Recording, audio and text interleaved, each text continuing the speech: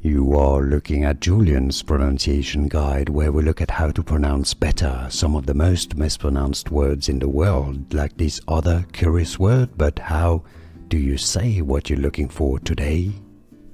Let's learn how to pronounce the name of this Swiss French pastry chef and chocolatier. For more names of famous chefs and names from French cuisine, chocolate names too, make sure to stay tuned. In French it is said as Amaury, Amaury, Amaury Guichon, Amaury Guichon. In English you could say it as Amaury Guichon, Amaury Guichon, from French Amaury Guichon. Here are more videos on how to pronounce more confusing words and names too many mispronounced. Like this video if you found it useful. I appreciate your support. I'll see you soon and thanks for watching.